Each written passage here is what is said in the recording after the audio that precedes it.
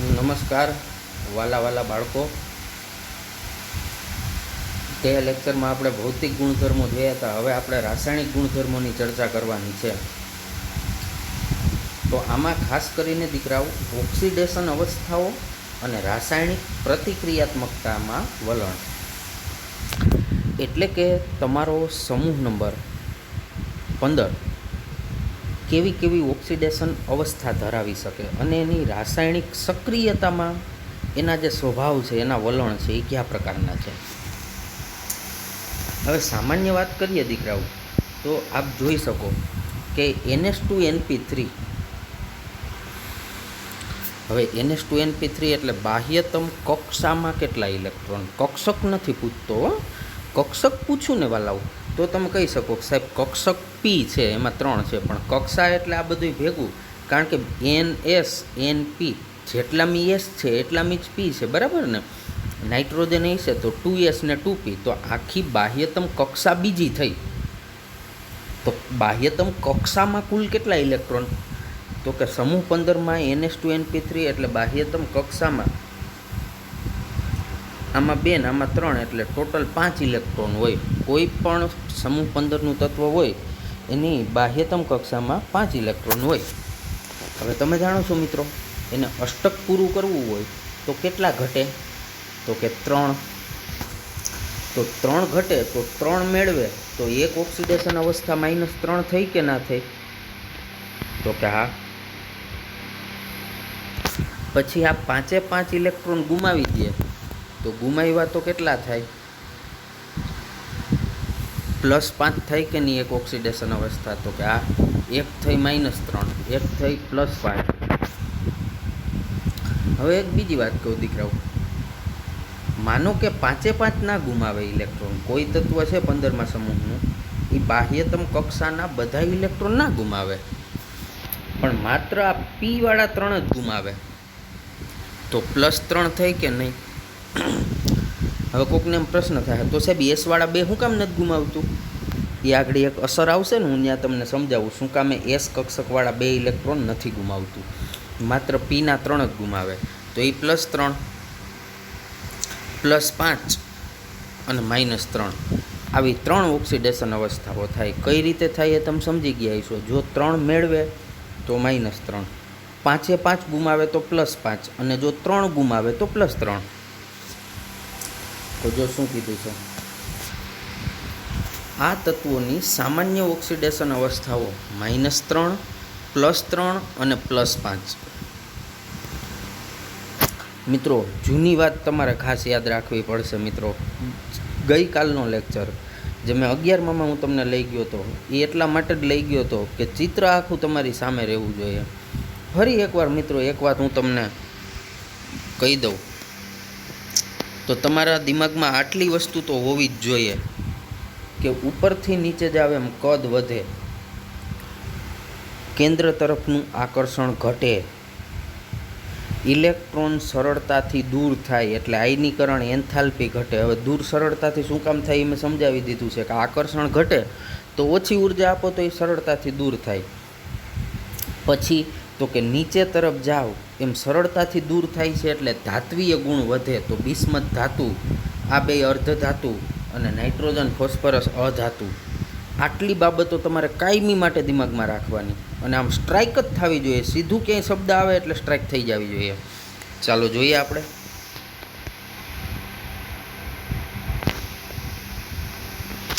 જો શું કીધું છે કે કદ અને ધાત્વીય લક્ષણ વધવાના કારણે. ભાઈ કદ અને ધાત્વીય લક્ષણ ક્યાં વધે, તો કે સાહેબ નીચે તરફ જાઓ ને એમ કદેય વધે અને ધાતુ ગુણય વધે. બરાબર ને દીકરાઓ? જો મજા આવી ને, ઓલું યાદ છે તો. વધવાના કારણે સમૂહમાં ઉપરથી નીચે તરફ જતાં -3 ઓક્સિડેશન અવસ્થા પ્રદર્શિત કરવાની વૃત્તિમાં ઘટાડો જોવા મળે. બરાબર, -3 ઓક્સિડેશન અવસ્થા ક્યારે થાય, તો કે 3 મેળવે તો. પણ તમે નીચે તરફ જાઓ એમ તો આ કદ વધે છે, ધાત્વીય ગુણ પણ વધે છે, મતલબ કે આકર્ષણ ઘટે છે, તો એ મેળવી ના શકે નીચેવાળા શું કરે, ગુમાવી શકે. એટલે નીચેના તત્વો -3 ઓક્સિડેશન અવસ્થા ઝડપથી પ્રદર્શિત એટલે બતાવી શકતા નથી, અથવા તો મેળવી શકતા નથી, કારણ કે નીચેવાળામાં આકર્ષણ ના હોય. વધુ આકર્ષણ ક્યાં હોય? ઉપરના તત્વોમાં. તો એ ઉપરના તત્વો છે એ 3 ઇલેક્ટ્રોન મેળવી અને -3 થઈ શકે, પણ નીચેવાળા -3 ઝડપથી ના થાય, એટલે કીધું છે પ્રદર્શિત કરવાની વૃત્તિમાં ઘટાડો. ઓકે, મજા આવશે મિત્રો, કન્ટિન્યુટી રાખશો એટલે ખૂબ મજા આવશે. વાસ્તવમાં આ સમૂહનો છેલ્લો સભ્ય એટલે કે બિસ્મથ નીચે છે, એ ભાગ્યે જ -3 ઓક્સિડેશન અવસ્થાવાળું કોઈ સંયોજન બનાવે. બરાબર છે ને ભાઈ? બિસ્મથ હાવ છેલ્લો, બિચારાની 6 કક્ષા. હવે એમાં એના કેન્દ્રથી એની બાહ્યતમ કક્ષાના ઇલેક્ટ્રોનનું આકર્ષણ જ એટલું ઓછું હોય તો એ કોકમાંથી 3 તો ના જ મેળવે, કારણ કે આકર્ષણ જ ઓછું છે. એટલે બિસ્મથમાં ભાગ્યે જ -3 હોય. સમૂહમાં ઉપરથી નીચે તરફ જતા +5 ઓક્સિડેશન અવસ્થાની સ્થાયીતા ઘટે છે. ઓકે, હવે આ વાત શું કહે છે? તો કે ઉપરથી નીચે જાવ ને એમ +5 વાળા સંયોજનો પણ ઓછા જોવા મળે. આ એક નવી વાત. તમને પાછો પ્રશ્ન થાય કે સાહેબ નીચે જાય એમ તો આકર્ષણ ઘટે, તો હાવ નીચેવાળું તત્વ તો સરળતાથી 5 ગુમાવી દેવું જોઈએ ને, પણ છતાંય આમાં તો ના પાડે છે કે 5 વાળા અવસ્થાની સ્થાયીતા ઘટે. એનું કારણ છે મિત્રો, એ હું તમને અહીંયા સમજાવું.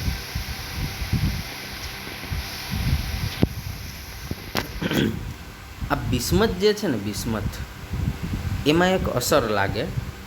જનરલી આ અસર છે ને સમૂહના છેલ્લા તત્વમાં સૌથી વધારે હોય. આ અસરને કહેવાય નિષ્ક્રિય યુગ્મ અસર. 11માં આવી ગઈ મિત્રો, તમને યાદ છે. એટલે થાય શું? તો કે બિસ્મથની બાહ્યતમ કક્ષામાં પણ NH2NP3 પ્રકારની ઇલેક્ટ્રોન રચના હશે જ. તો કે હા, એટલે બિસ્મથમાં NH2 એટલે બિસ્મથની બાહ્યતમ કક્ષામાં Sમાં 2 ઇલેક્ટ્રોન હશે અને NP3 એટલે Pમાં 3 હશે. પણ બિસ્મથના આ S કક્ષકના જે ઇલેક્ટ્રોન છે ને એ કેન્દ્રની વધુ નજીક એટલે કે મજબૂતાઈથી કેન્દ્રની તરફ આકર્ષાયેલા હોય. S કક્ષકવાળા 2 ઇલેક્ટ્રોન બિસ્મથમાં વધુ મજબૂતાઈથી આકર્ષાયેલા હોય. એના પરિણામે બિસ્મથમાં Sવાળા 2 ઇલેક્ટ્રોન દૂર ના થઈ શકે, માત્ર Pવાળા 3 જ દૂર થઈ શકે. મેં આગળ કીધું હતું તમને ખબર, શરૂઆતમાં ઓક્સિડેશન અવસ્થા સમજાવી ને ત્યારે, કે દીકરાઓ અમુક તત્વમાં એવું થાય કે Sના દૂર નહીં થાય, માત્ર Pના જ થાય, એટલે +3 બતાવશે. યાદ છે ને? તો એ કયું તત્વ? તો એ આ બિસ્મથમાં આવું થશે. શું કામ Sવાળા 2 નહીં થાય? તો કે ત્યાં એક અસર લાગે. એ અસરનું નામ છે નિષ્ક્રિય યુગ્મ અસર. નિષ્ક્રિય એટલે કે એને દૂર ના થવા દે. યુગ્મ એટલે કેટલા? તો કે 2 જોડી, અને એની અસર તો 2 ઇલેક્ટ્રોનને નિષ્ક્રિય કરી દે એવી અસર, એટલે નિષ્ક્રિય યુગ્મ અસર. તો અહીંયા કયા 2 ઇલેક્ટ્રોનને નિષ્ક્રિય થઈ ગયા બિસ્મથમાં? તો કે સાહેબ S કક્ષકવાળા 2 ઇલેક્ટ્રોન છે ને એ કેન્દ્રની વધારે નજીક અથવા તો કેન્દ્રથી વધુ આકર્ષણથી જોડાયેલા હોય છે. પરિણામે એ 2 ઇલેક્ટ્રોન Sવાળા દૂર ના થઈ શકે, માત્ર Pના 3 જ દૂર થઈ શકે. એટલે બિસ્મથમાં +5 અવસ્થા ભાગ્યે જ જવલ્લે જ જોવા મળે. એટલે અહીંયા લીટી લખી કે નીચે તરફ જતા +5 ઓક્સિડેશન અવસ્થાની સ્થાયીતા ઘટે. આમ જોવા જઈએ આપણે સામાન્ય બુદ્ધિથી વિચારીએ તો જેમ જેમ નીચે જતા જાહું એમ આકર્ષણ ઓછું થતું જશે ને, કારણ કે કદ વધતું જશે. સરળતાથી 5 દૂર થવા જોઈએ, તો નીચે તરફ જાવ એમ 5 વધવી જોઈએ. પણ અહીંયા બિસ્મથના કારણે નથી વધતી, ને બિસ્મથમાં નથી વધતી એનું કારણ છે નિષ્ક્રિય યુગ્મ અસર. અને બીજું તમને પ્રશ્ન થાય, તો સાહેબ આ એન્ટીમનીમાં Sવાળા 2 ઇલેક્ટ્રોન ના આકર્ષાયેલા રહીએ? એમાંય રહેતા હોય, પણ આ બિસ્મથમાં જેટલા S કક્ષકવાળા 2 ઇલેક્ટ્રોન કેન્દ્ર તરફ આકર્ષાયેલા રહીએ ને એટલા એન્ટીમનીમાં ના રહીએ. એનું કારણ છે કે બિસ્મથમાં 4F અને 5D 2 પ્રકારની કક્ષકો પૂર્ણ ભરાયેલી છે, એટલે ત્યાં સ્ક્રીનિંગ અસર એકદમ ઓછી થઈ જાય. એના કારણે S કક્ષક ઉપર કેન્દ્રનું આકર્ષણ વધી જાય. કેમાં? બિસ્મથમાં. એટલે એ Sવાળા 2 બિસ્મથમાં દૂર ના થઈ શકે. સરળતાથી. એટલે બિસ્મથ મોટા ભાગે +3 અવસ્થામાં જ સ્થાયી હોય, એ 5 અવસ્થા નથી બતાવતું. રેડી?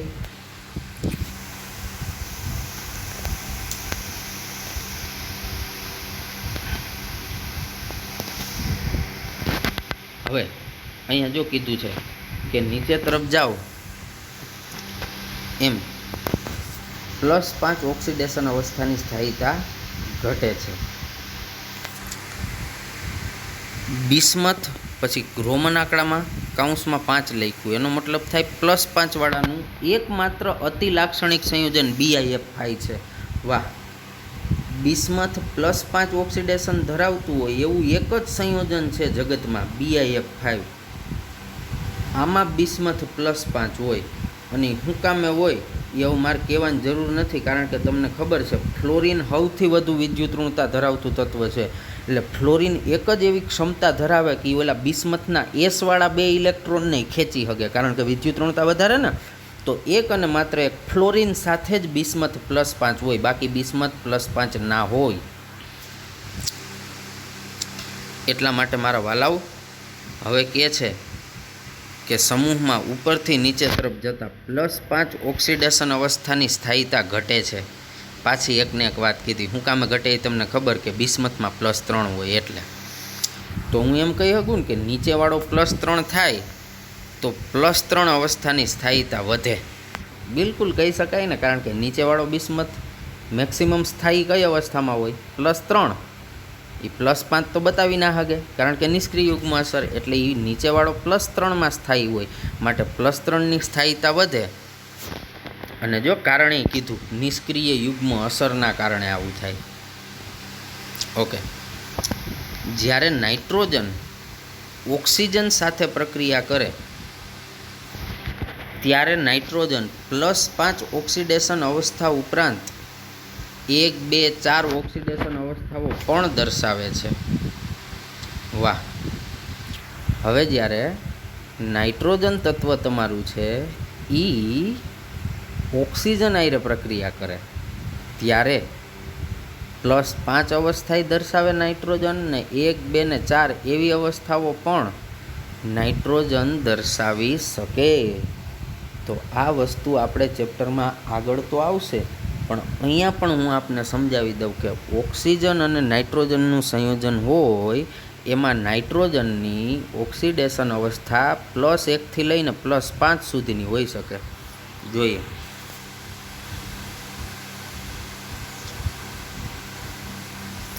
જો નાઇટ્રોજનનું પહેલું સંયોજન લઉં N2O.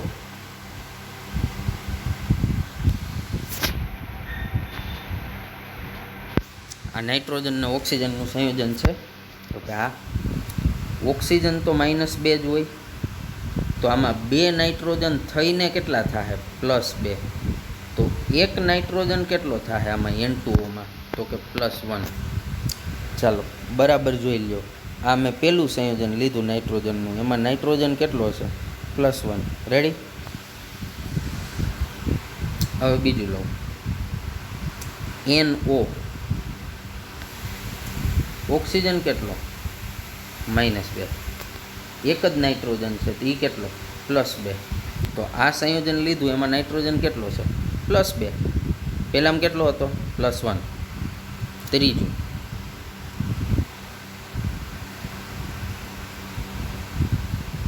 ડાયનાઇટ્રોજન trioxide N2O3. Ready? Oxygen કેટલો હોય? -2. એવા 3 છે, તો ટોટલ ઓક્સિજનનો વીજભાર કેટલો થયો? -6. તો આ 2 નાઇટ્રોજન થઈને કેટલા થાય? +6. આ તો એકદમ સરળ બાબત છે ને મિત્રો? ઓકે દીકરાઓ, તો અહીંયા 2 નાઇટ્રોજન +6 થયા, તો એક નાઇટ્રોજન કેટલો થશે? +3. તો જો આ ત્રીજું સંયોજન મેં એવું લીધું કે જેની અંદર નાઇટ્રોજન +3 છે. પહેલામાં +1 હતો, બીજામાં +2 છે, ત્રીજાની અંદર +3 છે. હજી NO2 હવે આની અંદર ઓક્સિજન જે છે, ઓક્સિજન એ તમારા 2 છે, એટલે 2 ઓક્સિજન થઈ અને થશે -4. તો 1 નાઇટ્રોજન કેટલો થશે? +4. તો અહીંયા પણ નાઇટ્રોજનની ઓક્સિડેશન અવસ્થા બદલી ગઈ. હવે એના પછીનું સંયોજન લઈએ આપણે. તો એ સંયોજનની અંદર N2O5 એટલે કે આવી રીતે N2O5. હવે 5 ઓક્સિજન છે એટલે એ -10 થાય. તો 2 નાઇટ્રોજન થઈને +10 થાય. તો અહીંયા તમે N2O5માં જુઓ તો 1 નાઇટ્રોજન કેટલો થયો? +5. તો મિત્રો મેં તમને આ જે ઉદાહરણો આપ્યામાં દરેકમાં જુઓ નાઇટ્રોજનની ઓક્સિડેશન અવસ્થા 1 થી લઈને 5 સુધી જોવા મળી.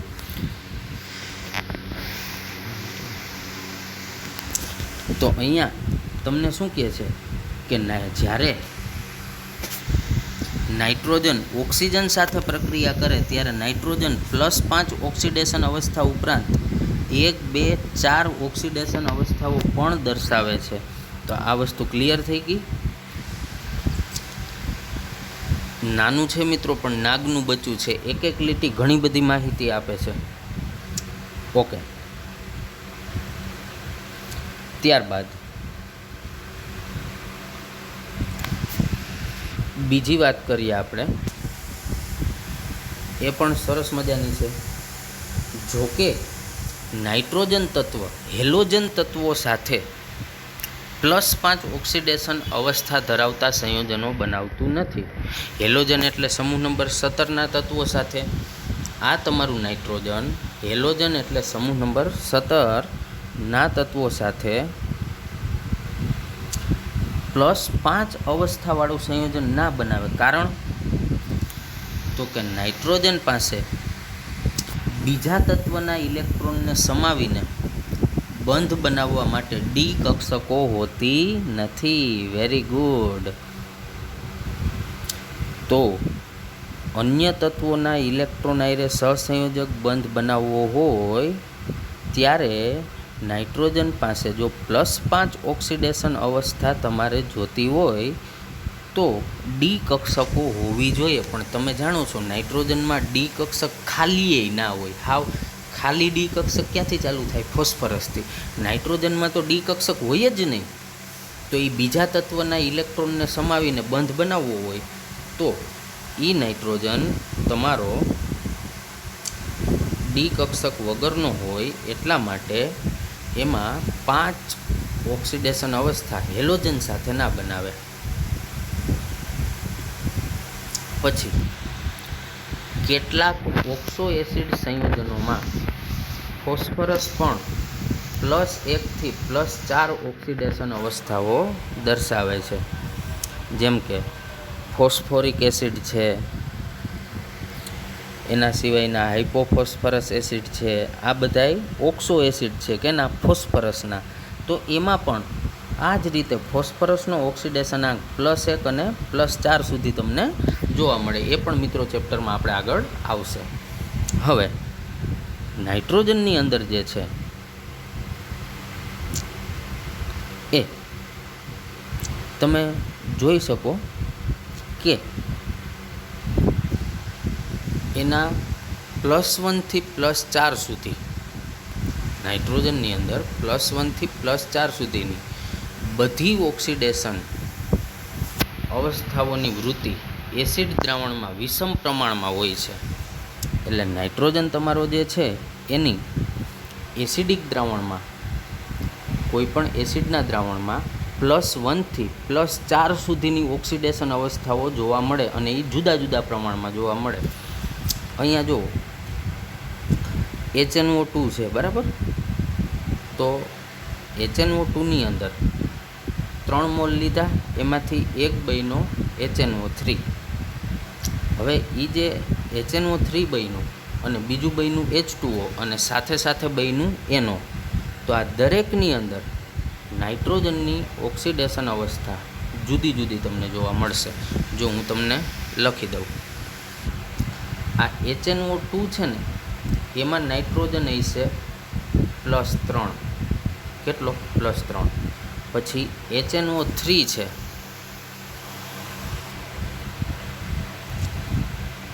એ HNO3ની અંદર તમે જોશો તો 1 નાઇટ્રોજન છે, 3 ઓક્સિજન છે. પછી એનોમાં આપણે હમણાં જ જોયો કેટલો? +2. તો આ રીતે જે કાંઈ તમારા નાઇટ્રોજનના ઓક્સિડેશન આંક જે બદલે છે એ બદલવાનું કારણ એક જ છે મિત્રો, કે એસિડિક દ્રાવણમાં જુદા જુદા પ્રમાણમાં ઓક્સિડેશન અવસ્થાઓ ધરાવી શકે. કોણ? નાઇટ્રોજન. તો આ જુદા જુદા પ્રમાણમાં ઓક્સિડેશન અવસ્થાઓ ધરાવવાની એની જે વૃત્તિ છે એને +1 થી +4 સુધીની તમે ગણી શકો, એટલે કે એ વિષમ પ્રમાણમાં હોય. તો આ બધી બાબતો શું સૂચવે છે? તો કે એટલી જ વાત કહેવા માગે છે કે દરેક જગ્યાએ નાઇટ્રોજનની ઓક્સિડેશન અવસ્થા ફિક્સ નથી હોતી, એ બદલતી રહે. અને પ્લસમાં બીજું એક સમજવાની વાત એ પણ છે કે આજે તમારો નાઇટ્રોજન છે એ હેલોજન સાથે +5 ઓક્સિડેશન અવસ્થા નથી બતાવી શકતો. એ ન બતાવવાનું કારણ પણ એટલું જ છે કે એની બાહ્યતમ કક્ષાની અંદર ડી કક્ષક આવેલી હોતી નથી. એટલા માટે આ તમારો નાઇટ્રોજન હેલોજન સાથે બંધ બનાવે પણ 5 અવસ્થાવાળું સંયોજન બનાવી શકતો નથી. પછી કીધું કે તેવી જ રીતે ફોસ્ફરસની લગભગ બધી મધ્યવર્તી ઓક્સિડેશન અવસ્થાઓ બેઝ અને એસિડ બંનેમાં +5 અને -3 ઓક્સિડેશન અવસ્થાઓમાં વિષમ પ્રમાણમાં હોય છે. એટલે જેવી રીતે નાઇટ્રોજન અહીંયા ઉપર આ સમીકરણમાં આપણે જોયું તો નાઇટ્રોજન જુદા જુદા પ્રમાણમાં એસિડિક દ્રાવણમાં વર્તતું. તો અહીં HNO2 હતું તો એમાં નાઇટ્રોજન હતું +3, NO છે તો એમાં +2, પછી HNO3 છે તો એમાં તો સીધું ગણાય ને, 3 દુ 6, એક હાઇડ્રોજન એટલે +1, તો -6 માંથી +1 જાય તો -5, તો અહીંયા નાઇટ્રોજન થાય +5. તો જુઓ, એક જગ્યાએ નાઇટ્રોજન હતો +3, એક જગ્યાએ એમાંથી બન્યો એમાં +5 બન્યો ને એક જગ્યાએ +2 બન્યો. તો બધે જ તમે જોઈ શકો છો નાઇટ્રોજનની અવસ્થાઓ બદલી ગઈ. આને જુદું જુદું પ્રમાણ અથવા તો જુદી જુદી ઓક્સિડેશન અવસ્થાઓ કહી શકીએ. એવી જ રીતે આપણો જે ફોસ્ફરસ છે ને એ પણ એસિડ અને બેઝ બંનેના દ્રાવણમાં +5 બતાવે અને +3 ઓક્સિડેશન અવસ્થાના વિષમ પ્રમાણમાં હોય. પછી તો કે આર્સેનિક, એન્ટીમની અને બિસ્મથના કિસ્સામાં +3 ઓક્સિડેશન અવસ્થાઓ વિષમ પ્રમાણમાં સાપેક્ષમાં બહુ વધારે સ્થાયી છે. આ 3 જણા છે ને, આર્સેનિક, એન્ટીમની અને બિસ્મથ, આમાં +3 ઓક્સિડેશન અવસ્થા વિષમ પ્રમાણના સાપેક્ષમાં બહુ વધારે સ્થાયી છે. એટલે આ 3 જણાની અંદર જે નાઇટ્રોજન ફોસ્ફરસમાં કેમ ઓક્સિડેશન અવસ્થાઓ બદલે +5 -3 પછી +1 થી +4, એવી રીતે તમારા બિસ્મથ, એન્ટીમનીના આર્સેનિકમાં એવી જુદી જુદી ઓક્સિડેશન અવસ્થા કરતાં +3 વાળી ઓક્સિડેશન અવસ્થા છે ને એ વધારે સ્થાયી છે.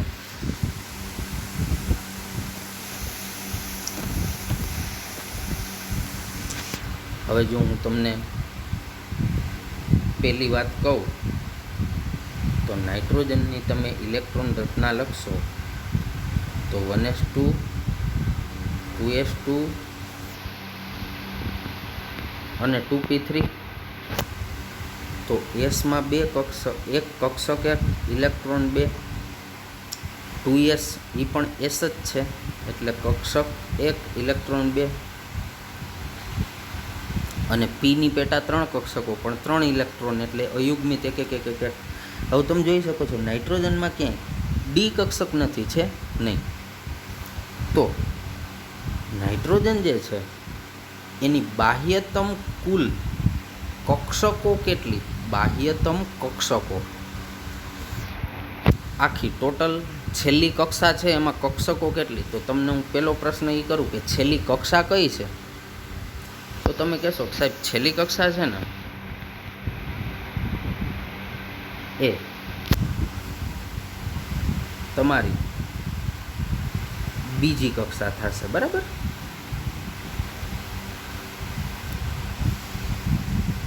આ બીજી કક્ષા એ છેલ્લી કક્ષા થશે. એમાં એસની એક કક્ષક છે અને પીની 3 કક્ષક. જો મિત્રો, આ વસ્તુ હું તમને અત્યારે એટલા માટે કહું છું કે આગળનો જે આપણો મુદ્દો છે, આગળનો જે આપણી પોઈન્ટ છે એ આના ઉપર આધારિત છે. તો એસની એક કક્ષક અને પીની 3 કક્ષક. તો ટોટલ કક્ષકો કેટલી નાઇટ્રોજનમાં બાહ્યતમ કક્ષામાં? બાહ્યતમ આખી કક્ષામાં કક્ષકો કેટલી? તો કે 4. એસની 1, પીની 3. તો મેક્સિમમ નાઇટ્રોજન કેટલા બંધ બનાવી શકે? જો કે 4 જ બનાવી શકે. હવે એમાંય તમને પ્રશ્ન થાય કે સાહેબ આ 2Sમાં 2 ભરાઈ ગયેલા છે, એ હવે કઈ રીતે બંધ બનાવે? બંધ બનાવવા માટે કક્ષકો કાં અયુગ્મિત હોવી જોઈએ કાં ખાલી હોવી જોઈએ. આ 3માં એક છે એટલે અયુગ્મિત છે, પણ આ તો ભરાઈ ગયેલી છે. તો કઈ રીતે સાહેબ 4 બંધ બનાવી શકે? મિત્રો, 3 બંધ તો અહીંયા બનશે. તો કે હા. હવે ચોથો બંધમાં શું થાય? નાઇટ્રોજન આ પોતાનો ઇલેક્ટ્રોન અન્યને આપે, એટલે એ અન્યને આપે એટલે પોતાની કક્ષકમાંથી તો એક વયો ગયો એટલે એક અયુગ્મિત થઈ ગયો ને. અન્યને જેને આપે ને એની હાવ ખાલી હોય તો એમાં એક આપી દે એટલે ન્યાય એક અયુગ્મિતને પછી એની આરે બંધ બનાવે.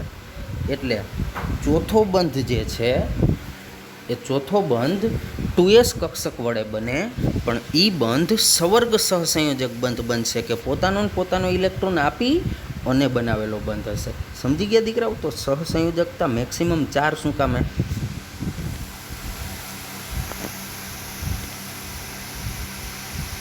હવે જોવો, નાઇટ્રોજનમાં માત્ર 4 કક્ષકો, 1s ને 3p. સમજી ગયા ને કઈ s ને કઈ p? 2s અને 2p, બરાબર? બાકી તો 1s છે. તમને એમ થાય કે સાહેબ 1s વાળી s કા ના ગણી? એ તો દીકરાઓ અંદરની કક્ષા છે, આપણે બાહ્યતમ જોવાની. ઓકે, 1s અને 3p જ બંધન માટે પ્રાપ્ય હોવાથી તેની મહત્તમ સહસંયોજકતા એટલે કે મહત્તમ કોઈ આરે જોડાવાની એની જે સંખ્યા છે એ 4 સુધી મર્યાદિત હોય. હવે ભારે તત્વો એટલે હવે નીચેવાળા, તેમની બાહ્યતમ કોષમાં ખાલી ડી કક્ષકો ધરાવે છે. Very good. ફોસ્ફરસથી જો ડીની એન્ટ્રી થઈ જાય પણ ખાલી હોય. ઓકે, જે બંધન અથવા સહસંયોજકતા માટે ઉપયોગી થઈ શકે, તેથી તેમની સહસંયોજકતા વિસ્તરે છે. જેમ કે PF6માં છે તેમ. તો આ PF6 જે છે એની અંદર તમે જોઈ શકો છો PF6-1. તો PF6માં ફોસ્ફરસ તમારો છે એ 6 ફ્લોરિન આયરે જોડાણો. તો 6 આયરે કઈ રીતે જોડાઈ શકતો હોય? તો તમે હવે એમાં સરળતાથી જવાબ આપી શકો કે સાહેબ ફોસ્ફરસ છે એમાં 2sની એક s કક્ષક કઈ છે, પછી 3sની એક કઈ છે, એની બાહ્યતમ 3 થશે ને. આ 3sની એક હશે, પછી 3pની 3 હશે, અને ફોસ્ફરસની અંદર ડી કક્ષક પણ આવેલી હોય પણ એ ખાલી હોય, પણ એ 3dની પણ 5 હશે. તો ટોટલ બંધ બનાવવા માટે આ ડીની 5, પીની 3 એટલે 5 ને 3 8 ને એસની 1 એટલે 9 કક્ષક મળે. હવે 9માંથી ગમે એટલા આયરે બંધ બનાવે. જેમ કે તમને ઉદાહરણ આપ્યું એમાં 6 આયરે બનાવ્યો તો ઓકે, નો પ્રોબ્લેમ. પણ એ એટલા માટે બનાવે કે એમાં ડી કક્ષક છે. નાઇટ્રોજન 4થી વધુ આયરે ના જોડાય કારણ કે એમાં ડી કક્ષક નથી. તો ઓલું હેલોજનવાળું વારંવાર બોલતો હતો કે ભાઈ નાઇટ્રોજન હેલોજન આયરે +5 ઓક્સિડેશન અવસ્થા ના બતાવે. તો એનું કારણ પણ આ જ, કારણ કે ત્યાં નાઇટ્રોજનમાં ડી કક્ષક ના હોય એટલે એ વધુમાં વધુ 4 આયરે જોડાય, 5 આયરે ના જોડાય. રેડી?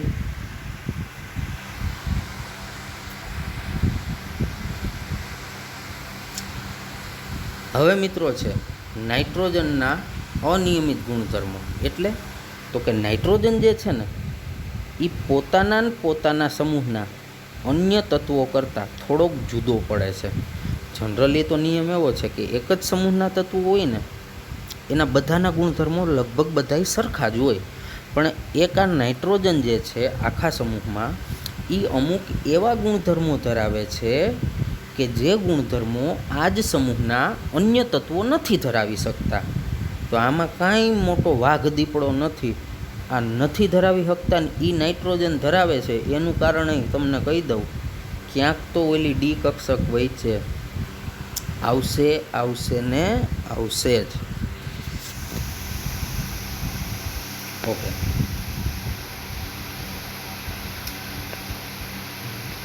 તો અહીંયા આપણને એમ કહે છે કે નાઇટ્રોજન તત્વ તેના નાના કદ, એટલે સૌથી નાનું કદ, આ બરાબર સમૂહમાં ઉપર. પછી ઊંચી વિદ્યુત ઋણતા, એ બરાબર, કારણ કે સૌથી વધુ આકર્ષણ નાઇટ્રોજનમાં જ હોય. જો આપને ભૂલી ગયા હોય તો બતાવી દઉં. અહીં રહ્યું નાઇટ્રોજન, બે જ કક્ષા, એટલે આકર્ષણ વધારે, કદ નાનું, વિદ્યુત ઋણતા ઊંચી થાય અને આયનીકરણ એન્થાલ્પી એ ઊંચી થાય. તો એ જ કહે છે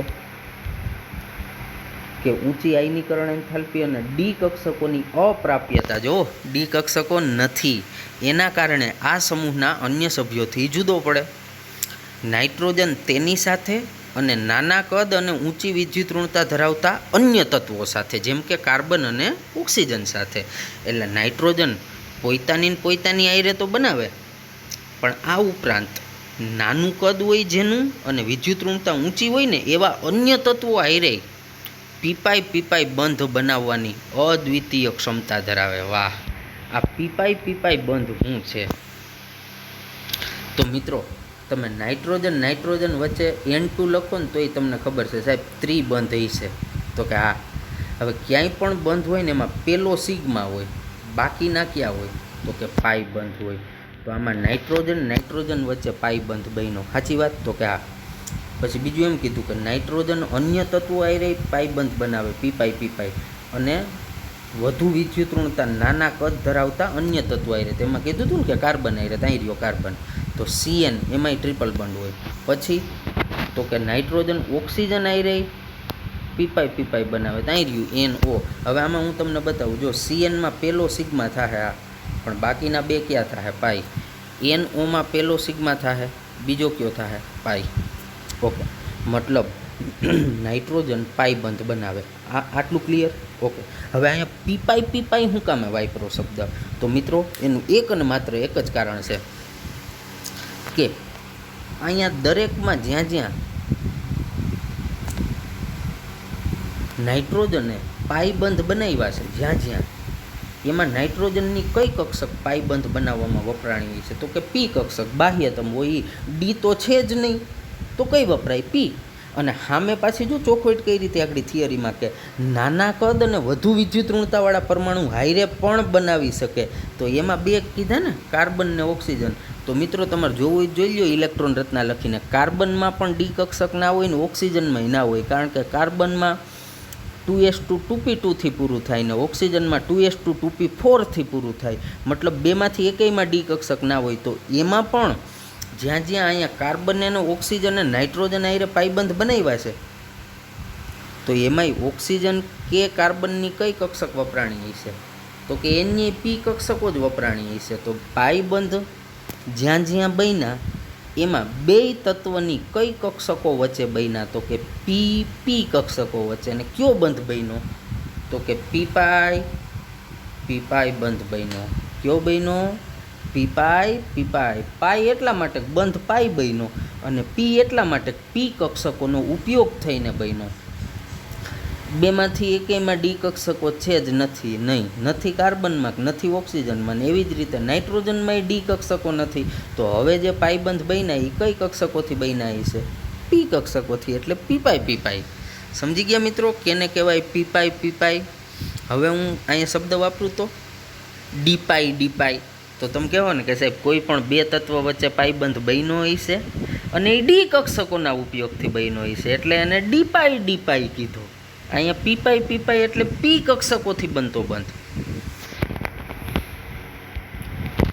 તો ફરી પાછી એ વાત કરીએ કે નાઇટ્રોજન તેની સાથે, એટલે પોતાની જ સાથે, અને નાના કદ અને ઊંચી વિદ્યુત ઋણતા ધરાવતા અન્ય તત્વો સાથે પીપાઈ બહુબંધ એટલે એક કરતાં વધારે બંધ. તો આપણે જ્યાં પણ જોયા બધા ત્રિબંધ કે દ્વિબંધ જ હતા. ઓકે, બનાવવાની અદ્વિતીય ક્ષમતા ધરાવે. આ સમૂહના ભારે તત્વો પીપાઈ બંધ બનાવતા નથી. એ ચોખ્ખી વાત છે, કારણ કે નીચે જેમ આવતા જાવ એ જ સમૂહમાં તો ભારે તત્વોમાં હવે ડી કક્ષક છેલ્લી થતી જાય તો ત્યાં પી કક્ષક હોય જ નહીં પ્રાપ્ય. અને બીજું કારણ કે તેમની પરમાણવીય કક્ષકો એટલી મોટી અને વિસ્તૃત એટલે ફેલાયેલી હોય કે જે અસરકારક સંમિશ્રણ કરી શકતા નથી. નીચે જેમ ભારે તત્વમાં જાઓ એમ એની કક્ષકો બહુ ફેલાયેલી હોય, વિસ્તૃત થયેલી હોય, એટલે જે પી કક્ષકો વચ્ચે જે સંમિશ્રણ થવું જોઈએ, એકબીજામાં ભળવી જોઈએ, એ મોટા કદના કારણે ભળી ના શકે, એ નાના કદના પરમાણુમાં જ થઈ શકે. એટલે તમે જુઓ, જે પીપાઈ બંધ બનાવવાની ક્ષમતા નાઇટ્રોજનમાં છે એ અન્યમાં નથી. એનું કારણ શું છે કે અન્યની પરમાણવીય કક્ષકો મોટી અને વિસ્તૃત હોય, માટે અસરકારક સંમિશ્રણ ના થાય. આમ નાઇટ્રોજન તેના બે પરમાણુઓ વચ્ચે ત્રિબંધ એક એસ કક્ષકનો વપરાશ કરે ને 2 પીનો કરે. હજી એક પી કક્ષક બાકી છે, પણ ભલે ને રહી, આપણે તો 3 બંધ બનાવ્યા, તો એક એસમાં બનાવ્યું, 2 પીના કારણે ઉપયોગથી બનાવ્યો. ધરાવતા દ્વિપરમાણવીય અણુ તરીકે અસ્તિત્વ ધરાવે. પરિણામે એની બંધ એન્થાલ્પી ઘણી ઊંચી, એટલે કે એના બંધને તોડવા માટે આપવી પડતી ઉર્જા બહુ ઊંચી હોય. કેમાં? નાઇટ્રોજનમાં, કારણ કે ત્રિબંધ છે. કેટલી? 941.4 કિલો જૂલ મોલ ઇન્વર્સ હોય. હવે આનાથી ઉલટું, એ જ સમૂહના ફોસ્ફરસ, આર્સેનિક, એન્ટીમની, આ બધામાં તમે જુઓ એકલ બંધ, એક લીટા એકલ બંધ છે. જ્યારે બિસ્મથ તત્વીય અવસ્થામાં ધાત્વીય બંધ બનાવે તો એમાં પણ એકલ બંધ જ, મતલબ કે નાઇટ્રોજન એક જ એવો છે આ સમૂહનો કે જે ત્રિબંધ બનાવી શકે, બાકી એકેય ત્રિબંધ ના બનાવી શકે. તો જો જુદો પડ્યો કે નહીં નાઇટ્રોજન અન્ય કરતા.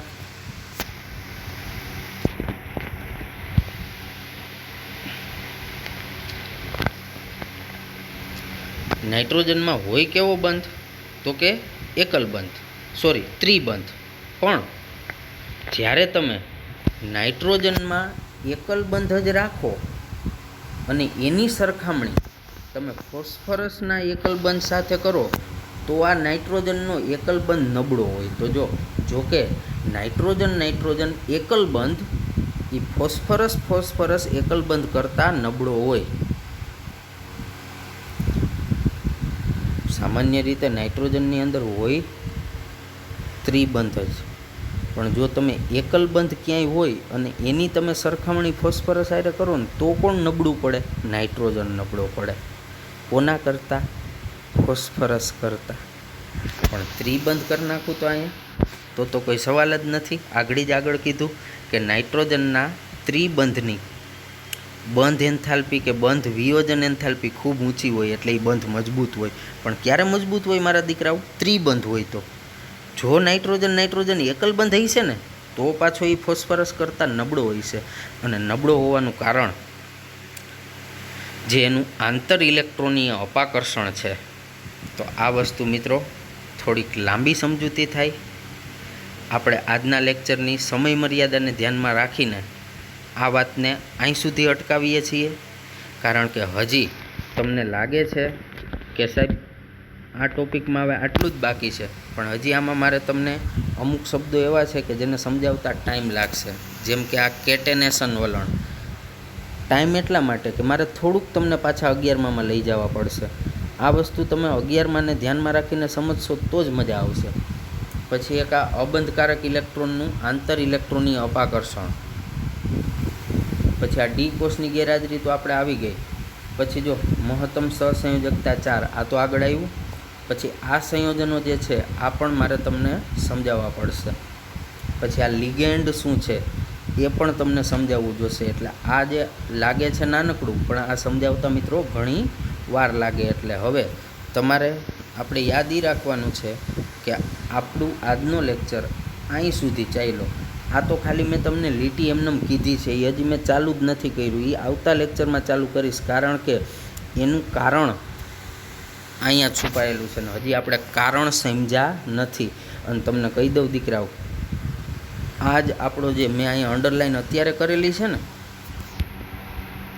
આ લીટીને આમને આમ લખી નાખે અહીંથી જો કે કાઢી નાખે અને કહે કે નાઇટ્રોજન એકલબંધ PP એકલબંધ કરતાં નબળો હોય છે, શું કામે અથવા શા માટે 2 માર્કમાં આ થિયરીમાં પૂછે તો એનો જવાબ આટલો જ આવે, પણ એ પહેલાં તમને સમજાવવો જોઈએ.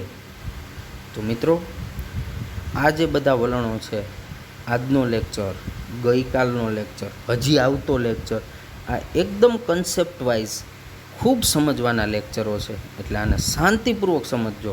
તો આજનું કામ અહીં સુધી ચાલ્યું, અહીંથી આપણે આગળ અકાવશું. હજી તમે મિત્રો આગળના લેક્ચરમાં જો આ બધું છે ને, હાઇડ્રોજનવાળી પ્રતિક્રિયાત્મકતા, ઓક્સિજન સાથે, હેલોજન સાથે, પછી ધાતુઓ સાથે, આ બધુંય MCQ માટે અને એના જે નાના નાના કારણ સ્વરૂપના પ્રશ્નો માટે ખૂબ અગત્યનું છે. જો ખાલી તમને એમને જસ્ટ ખાલી કહું તો કોયડો 7.1 વાંચો. નાઇટ્રોજન +5 ઓક્સિડેશન અવસ્થા દર્શાવે છે, છતાં પેન્ટા હેલાઇડ સંયોજનો બનાવતું નથી. કારણ આપો, પેન્ટા એટલે 5, હેલાઇડ એટલે હેલોજન આયરે 5 નથી બતાવતું. આજના લેક્ચરમાં જ ભણાવ્યું ને, હું કામ નથી બતાવ્યું. હવે એનો ઉકેલ વાંચો જોઈએ. નાઇટ્રોજનમાં N = 2. N એટલે બીજું કાંઈ નહીં, મોટામાં મોટી કક્ષા કઈ છે? બીજી, જેમાં માત્ર S અને P કક્ષક હોય. નાઇટ્રોજન પાસે તેની 4 સહસંયોજકતા વધુ વિસ્તાર માટે D કક્ષક નથી, માટે પેન્ટાહેલાઇડ નથી બનાવતું. લ્યો, શું છે આ કારણના જવાબમાં? આપણે ભણ્યા ઈ જ છે, પણ આના 2 માર્ક હોય. તો મિત્રો, આજનો જે લેક્ચર હતો એમાં આપણે રાસાયણિક ગુણધર્મોથી ચાલુ કર્યું. તો એમાં આ 3 ઓક્સિડેશન અવસ્થા મેઇન છે. -3 નીચે તરફ જાવ એમ ઘટે, છેલ્લો સભ્ય -3 બતાવે જ નહીં, ભાગ્યે જ બતાવે. પછી +5 એ ઘટે, નીચે જ આવે એમ. બિસ્મથમાં એક જ સંયોજન છે, એ +5 બતાવે. ઓકે, તો નીચે જ આવે એમ કઈ વધે? તો કે +3 વધે. આનું કારણ શું? નિષ્ક્રિય યુગ્મ અસર. કારણ કે બાકી તો બિસ્મથ 5 ગુમાવવો જોઈએ, પણ નથી ગુમાવતો. કારણ તો કે Sના 2 ઇલેક્ટ્રોન છે બિસ્મથમાં, એ કેન્દ્રથી વધુ આકર્ષાયેલા રહીએ, એટલે દૂર ના થાય, નિષ્ક્રિય યુગ્મ અસર. પછી તો કે નાઇટ્રોજન છે એ ઓક્સિજન સાથે પ્રક્રિયા કરે તો +5 બતાવે, ઉપરાંત 1, 2, 4 બતાવે. આ આગળ તો આવશે જ, પણ ખાલી મેં સેમ્પલ માટે આજે તમને બતાવ્યું હતું કે નાઇટ્રોજન ઓક્સિજન આયરે કઈ રીતે બધી બતાવે. જોકે નાઇટ્રોજન આગળ પેલું કારણ બતાવ્યું, કોયડો બતાવ્યો, એ હેલોજન આયરે +5 અવસ્થા ધરાવતું નથી. કારણ તો કે નાઇટ્રોજન પાસે બીજા તત્વના ઇલેક્ટ્રોનને સમાવવા માટે D કક્ષક ના હોય. પછી આ આગળ આવશે, કેટલા ઓક્સો એસિડ સંયોજનોમાં ફોસ્ફરસ પણ +1 અને +4 દર્શાવે, તો ચેપ્ટરમાં આગળ આવશે. પછી આ વાત, નાઇટ્રોજનના કિસ્સામાં તેની +1 થી +4 સુધીની બધી ઓક્સિડેશન અવસ્થાની વૃત્તિ એ એસિડના દ્રાવણમાં વિષમ પ્રમાણમાં હોય, એટલે જુદી જુદી હોય. જે આપણે અહીં જોઈ, HNO2માં 3 છે, HNO3માં 5 છે, ને NOમાં 2 છે, તો જુદી જુદી થઈ.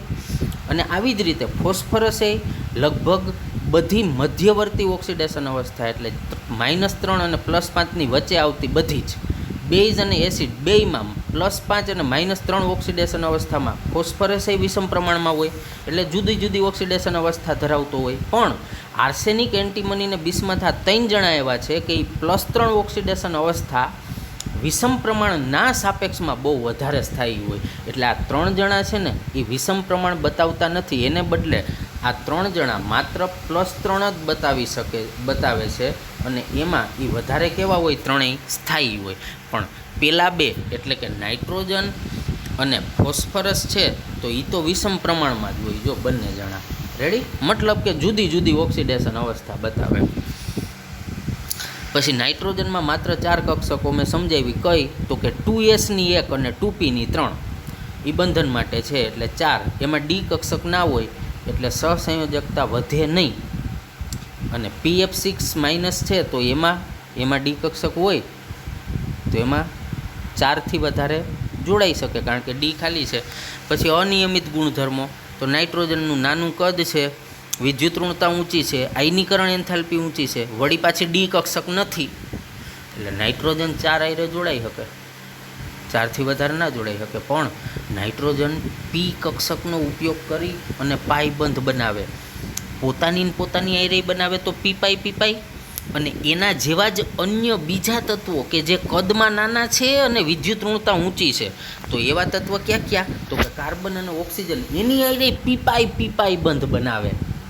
કારણ કે આ દરેકની બાહ્યતમ કક્ષક પી હશે અને એ કક્ષકનો ઉપયોગ કરીને પાઈબંધ બન્યો હોય છે. તો આ બંધ એટલે પીપાઈ. જ્યારે અન્ય તત્વો આવી રીતે પીપાઈ ના બનાવી શકે. તો મિત્રો ખાસ આ લેક્ચરનું રિવિઝન વધુ કરજો, સમજજો. આવતા લેક્ચરે ફરી મળીએ. જય મમ્મી.